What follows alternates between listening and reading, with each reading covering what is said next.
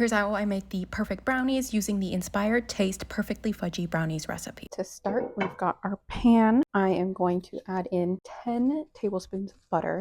The only experiment I've done with this recipe is toppings and like add-ins. So I haven't tried it with less, but maybe that'll be an experiment for the future. Cook these until these melt. While these heat, I'm clearing out the oven and setting it to 325. So now I'm going to add in my 1 1/4 cup of sugar. I saw a lot of comments saying, hey, that's a lot of sugar. I would not skimp out of it. It complements the bitterness of the cocoa powder. Next, I am adding in 3/4 cup of cocoa powder. The recipe says to do 2 tablespoons in addition to that. I realize I don't, and it's turned out fine. I don't know if it's because this brand is just super decadent. I also added 1/4 teaspoon of salt. It says 1 teaspoon of vanilla, but I use imitation, so I usually go a little more liberal than that. This batter will get gritty. However, once we add in the eggs, it will get better. The batter is now mixed. I'm going to go ahead and let this cool, and then we can add in the eggs. While this cools, I prep my pan. I spray it with cooking oil. I don't do the parchment that the recipe says. So the batter has now cooled. You can touch it without it burning. So now let's add in the eggs.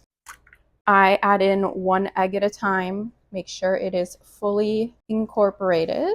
And then you want to just make sure you're stirring pretty aggressively so the egg doesn't cook. I let mine rest a little bit more around the 10-minute mark, so it's a little cooler. You don't want to over mix. Recipe says 1/2 cup of flour. However, I have noticed that sometimes it needs more. It really depends on how accurate I was with my measurements and how this dough is feeling. Sometimes it just doesn't come together properly, but I'm just going to stir it in.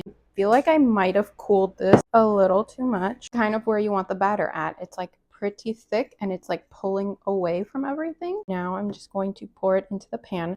I have an experiment video coming up of different mix-ins I'm obsessed with. Go ahead and put this in the oven that is set to 325. I think I'm gonna bake it for about 20 to 30 minutes. The brownies have baked. This is what I mean by the outside kind of looks cooked, whereas the inside is kind of looking a little raw still. This will just now sit and cool completely, and then we can eat. I also definitely think that letting it cool too much in between adding the eggs has repercussions, because you can see they're like lumpy brownies. They're not flat. Yes.